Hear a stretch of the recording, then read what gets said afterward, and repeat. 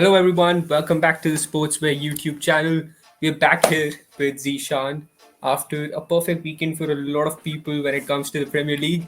But we're here to specifically talk about the transfer targets and what to expect going forward into the last week of the window transfer window. Zeeshan been quite a stalling transfer window this one. Not a lot of noise from the Yeah, big clubs. Everyone trying to settle in their own squads right now. yeah, it's been very quiet in terms of spending within the Premier League. Not a lot being spent, um, but yeah, it could be it is surely there is an impact after the years we've had relating to COVID, financial impact, especially on revenue within big clubs.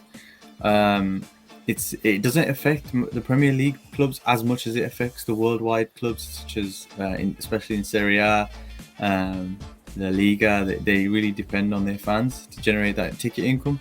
But yeah, a lot of stalling this week, especially. Yeah, a lot of stalling, but quite an interesting week when it comes to negotiations between players and their current clubs. When it comes to players wanting to leave, Yeah, we heard from the Dortmund chief that they're not trying to pressure Haaland into making a decision, but Erling Haaland came out and said that he was kind of being pressured into making a specific decision by the end of January so yeah, that the board could prepare for it. Then there's Jesse Lingard, who's wanted to leave United for a long, long time. He's got interest from West Ham and Tottenham, but United somehow don't want to just leave them and leave him to those kind of clubs. mm, And then, of course, we've got other things happening as well. We've got Dusan Blahovic and other things which are quite complicated at the moment. So we'll dive right into it so that you can clarify it for our fans. First up, the big name, Erling Haaland. What's going on behind the scenes? Why does it seem like such a big deal to Dortmund right now, specifically in the last 2 weeks? yeah. So from my understanding, the Haaland interest from City is picking up more. As I stated a couple of weeks ago, there's a meeting. So tomorrow there is a meeting between City's camp and Haaland's camp. I know Mino Raiola was hospitalised in Milan over the last few days. I'm not sure if he's been released. No information to me from any sources yet, but in regards to City and that meeting, it is planned to go ahead even without Raiola. It's just the first formal meeting between the clubs that hasn't happened since nearly 2 summers ago. So yeah, so it's one of the first formal meetings in regards to bringing him in summer 2022.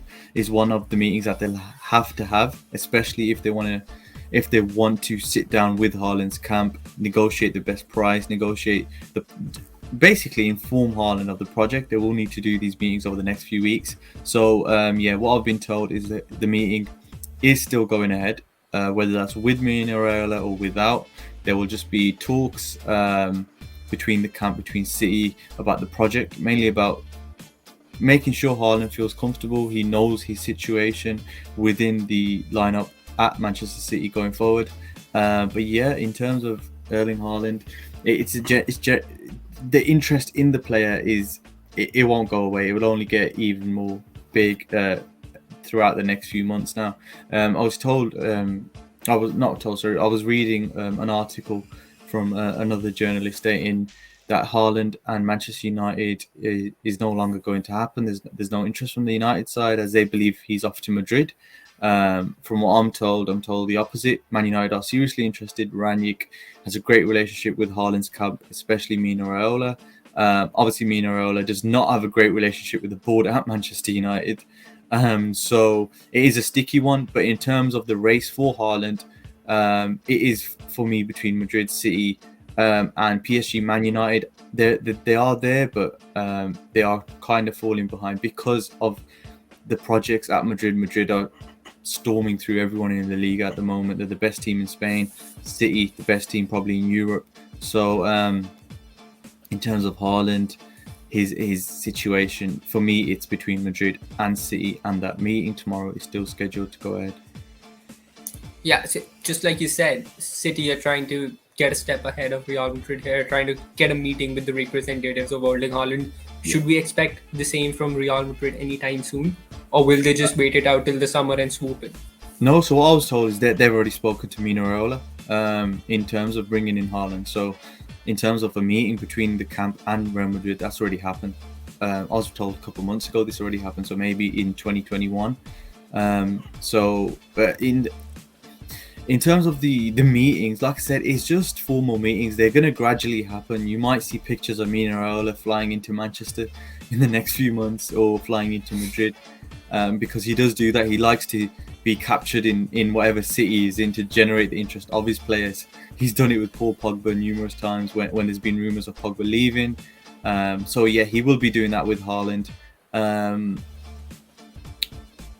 So going forward now, there'll just be constant formal meetings between clubs and the camp, and it's just who is going to push the boundaries. We know City don't like to offer as much as, let's say, Manchester United. They do have the money, but Pep Guardiola likes to have his top players receiving a similar income. So Haaland will blow out the water in terms of Madrid's wage structure, in terms of City's wage structure, and that's because he's got one of the best in the world dealing with his contracts, Mino Raiola. So he will demand money for Mino Raiola, money for Erling Haaland, and money for Haaland's father. Now that's a lot of people when they're demanding millions of pounds, millions of euros. So yeah, City will have to go all in if they were to persuade him to not join Madrid, because we do know Madrid will go all in, especially for as the new stadium is now picking up. They're letting more and more fans in through the stadium. Signing someone like Haaland along with Mbappe would be it's the Galactico era again, as they say in Madrid. So Yeah, I mean, all of that picking up, but there's another name which has been on the market for a very, very long time, but it's finally getting the interest it deserves. Dusan Vlahovic and Arsenal. A story in the making. Do you think it's something that is possible during the last week of this transfer window? Because that would really boost the Gunners and their hope for top four. Definitely something that is possible. I've been told in the last few hours Dusan Vlahovic has tested positive for COVID. Not sure how much of an impact that makes in terms of Arsenal's interest, but I do know Arsenal and Arteta are pushing for this deal. I was told in the last few weeks that Arteta is convincing the player, and the player is not entirely happy at staying at Fiorentina. So whether that means Arteta's convinced the player, it's still a long way to go. But yeah, Arteta can convince the player. There's money there. Arsenal have told Arteta there's money in the bank for him to go and secure the player. I've been told Fiorentina are demanding around 69 million euros for the player. Now, in terms of Arsenal, they also would like to sell Torreira, and Fiorentina, as we all know, are interested. That would be around 15 million euros. They would be completely separate deals. So there's nothing to worry about whether it'll be a swap deal plus money. So there's nothing to worry about in terms of that. Dusan Vlahovic is, I believe, interested in the Arsenal role, and he is also interested in other projects. He has not said no to Juventus, but the problem with Juventus at the moment is they are being tracked by, let's say, as we have in the UK, HMRC, as you have in The financial investigators, the auditors are going around. Yeah, so they are investigating Juventus at the moment. So signing Dusan Vlahovic would be difficult for Juventus, but it wouldn't be impossible. So yeah, as of now, I've not heard anything from Manchester City side of things regarding Dusan Vlahovic, and I've not heard anything from any other clubs during January. So at the moment, it's between Arsenal and Juventus. All right. That's positive news for the Arsenal fans who are going to be watching this video later on. But moving on to other things, moving on to other players, do you think there's a possibility we might see Chelsea swoop in for someone? They lost out on Luca Digne. They wanted him at left back, didn't really get him. A lot of Chelsea fans are concerned that they don't have the squad depth at the moment and that Tuchel is not being backed by the board. So anything to expect from them in the last 7 days to kind of reimburse the squad or something, or is it just gonna be what it is? It could be difficult to go out there and get exactly the type of player Thomas Tuchel wants now. He was interested in Lucas Digne. Aston Villa swooped in. They have a lot of money, as we all know. Aston Villa too. So I think the difference between the project at Chelsea and the project at Villa. Villa really went all in. They went all in, convinced the player. They snapped up the deal within a few days. In terms of Chelsea, it was just a lot of interest, a lot of behind the scenes talk, no formal approaches.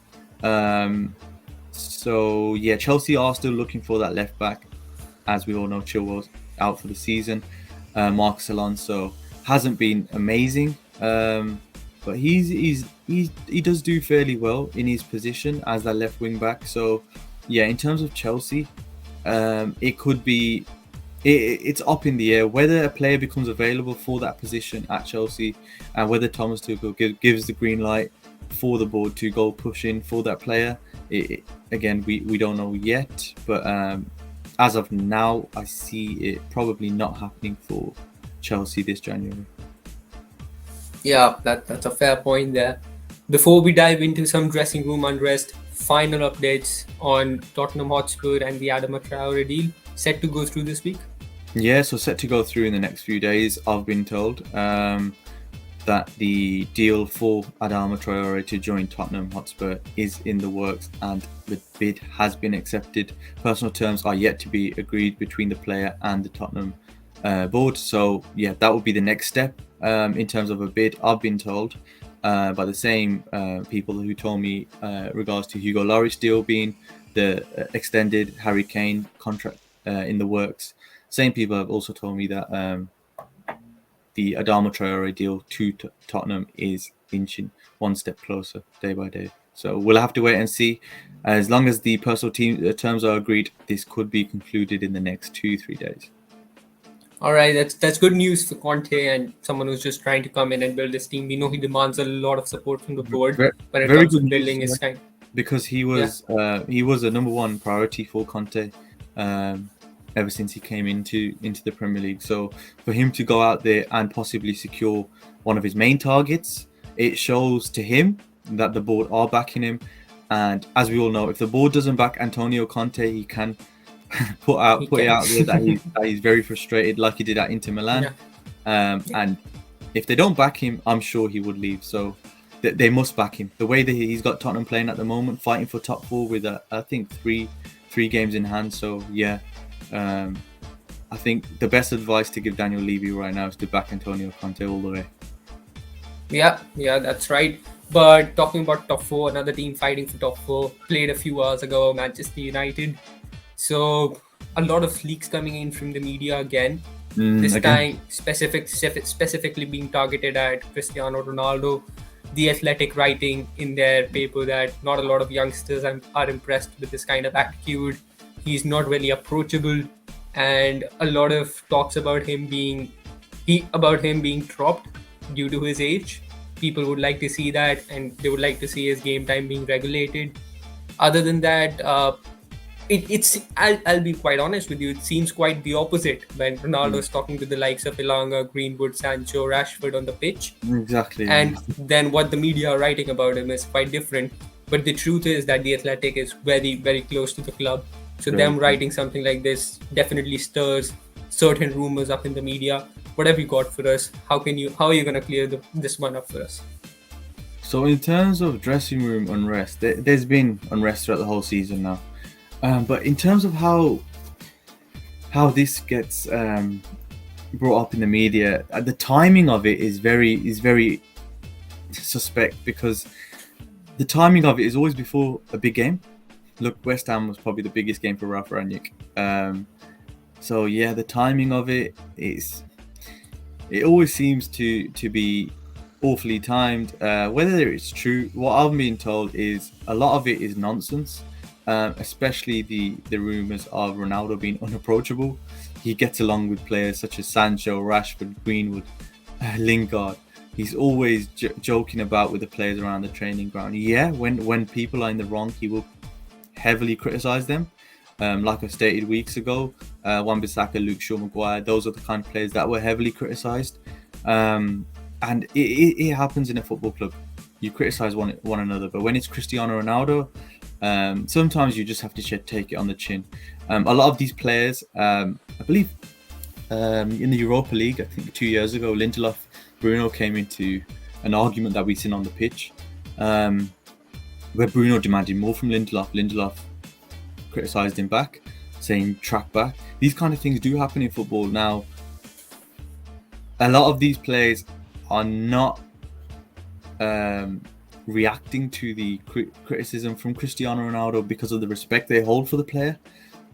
So in terms of those leaks, they could be true in terms of how the players feel within themselves, feel like Ronaldo is unapproachable. But from what I'm told, he gets along with all of the people within the club, the staff, team members, the dinner ladies, people within the training ground. He gets along very well with these kind of people. So I don't think it's the unapproachable. I think it's more when you're criticized by one of the best players to ever play the game.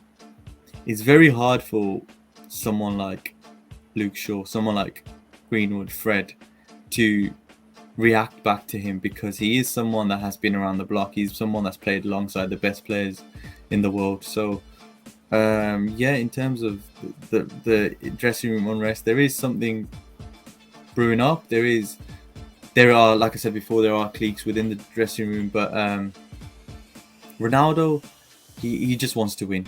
He just wants to win. Everyone knows that in the dressing room. He's trying to bring that same mentality within the players, as we've seen from his interview before the last game. It was a very telling interview of the mentality of these players. You see it week in, week out in some of these games where they give up very easily. They don't track their runners. So for him to go out and state that to the public about the mentality of these players. Now, you just seen Rashford, who's had one of the worst seasons ever, score the winner for Manchester United, and you can tell how much that means to him. It's that mentality, never give up mentality, that I believe Cristiano Ronaldo right now is bringing back to Manchester United, and it can only get better. Ralph Rangnick has brought the balance to a system, and Ralph Rangnick's been amazing, I believe, within the media, especially. If you ignore all the leaks, like I said, ignore all the leaks. That some of them are nonsense. But if you ignore all the leaks, the way he speaks in press conferences about his players, it's very good. There was a misunderstanding between Anthony Martial and Rangnick that I clarified with my tweet once those talks had happened on Sunday evening. The dressing room, especially after that game, will be bouncing now. So it's up to those players now to go ahead and kick on. So we'll have to see how they do. You mentioned Martial. I was just about to bring it up. Everything sorted between Ralph and Anthony. Should we expect to see more of him in the coming month if he continues to perform in training? Definitely, especially after the cameo he just produced against West Ham, which I thought was amazing. Yeah, there is something brewing up there. Ralph Rangnick has stated after the game his professionalism is something I expect from all the players. Now, putting that out there in the media again is just making sure those Man United players, those youngsters, are listening. Professionalism is key. Mentality, having the top mentality to play for a club like Manchester United is key. So there is definitely works now in place for Martial to slowly bring him back into the squad. I'm being told Middlesbrough could be a game where he starts. Not official, but could be a game where he starts, especially after the cameo he produced. So we'll have to wait and see. But Martial, Rangnick, they cleared the air Sunday evening after the words from Martial on his Instagram post. They cleared the words. There was a misunderstanding between coaches, between players, between managers. Like when you speak to a coach, and that coach then reiterates that information to the manager, it can be seen differently. Whereas there was no direct conversation between Rangnick and Martial prior to the games, prior to the Aston Villa game. So we'll have to see how it goes going forward. But after that cameo and just Rangnick bringing Martial on, relying on a player to go out there and possibly score the winner, just shows the belief he's put in Martial now. So I believe that trust is rebuilding, and we'll definitely see more of Martial going forward, especially as Sevilla are struggling to recoup any money in terms of paying that whole wage and paying that loan fee to Manchester United. All right, before we wrap up this video, Zeeshan, just a quick wrap up of the situation between Rangnick and Ronaldo midweek. A lot of fuss about it. A lot of fuss about the fact that Ronaldo had to come off. and then Rangnick going out in the press conference and being as honest that he could be, saying that Ronaldo wanted the younger players to come off, and then he saw the answer 5 minutes later when Rashford scored. Ronaldo currently playing in a position where he doesn't play very much often. Is the mood of Cristiano Ronaldo good right now with Ralph Rangnick? Because that's going to be a big thing going forward into the season as we get into the business end of the season. Because the goals have dried up since Ralph came in. But is Cristiano Ronaldo willing to adapt, or is he demanding a team that adapts to him? No, so Ronaldo will do anything that the manager says to him, as long as it produces results, such as today. Ronaldo, his mood depends on whether the team wins or loses. It doesn't depend on his goals. Doesn't depend on, as we all know. Yeah, he loves his goals. He wants to score every penalty. He wants to assist goals. He wants to do everything to help his club. But if his club were to draw today, if his team were to lose today, it would affect his personal mood. But his relationship with the manager, the coaches within the club, it is literally 10 out of 10. You can't fault it. Professionalism, his mentality, his work ethic, it's amazing. So I don't think there'll ever be any problems between Cristiano Ronaldo and Ralph Rangnick.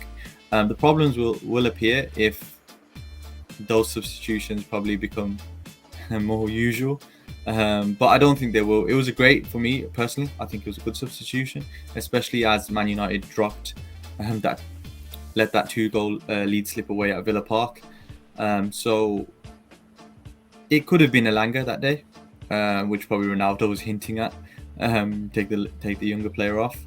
It could have happened, but yeah, Ronaldo came back from an injury. He was out from the Villa game.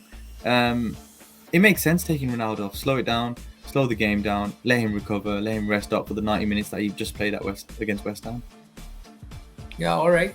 That sounds good. That's gonna sound good to all the Manchester United fans as well.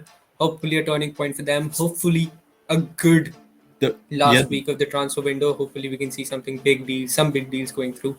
Hopefully, yeah. But the best thing I can say for Manchester United fans is sometimes ignore the news that comes out regarding the dressing room unrest. A lot of it is to just get those views up. Whenever there's an article on Manchester United, if you Google the article views on Manchester United compared to any other club in the Premier League, it's almost as double. So sometimes just ignore when there's when something bad happens within the game at Manchester United. There will be articles coming out stating that these players have done this, these players have done that. Sometimes just ignore those rumors and just get on with your day and wait for the press conference from Ralph Rangnick, because to me and everyone around Manchester, he's a very, very honest man. And if there are any uncertain players within that dressing room, he'll call them out. Yeah, that definitely does seem like the truth. Thank you so much, Zeeshan, for joining us in a very, very productive session. We'll be hoping for more of you next week once we wrap up this January transfer window. And we'll probably look back at what should we expect from the rest of the season. And till then, take care. And to everyone, we've got Zeeshan's Twitter bio in our description. Please go and follow him on Twitter for recent updates, for latest updates. He's also got a Twitch channel. You'll find it in his bio. So just in case you want to tune into his live streams. And for us, just like and subscribe, share and spread the love, and take care, everyone. See you very soon. Thank you.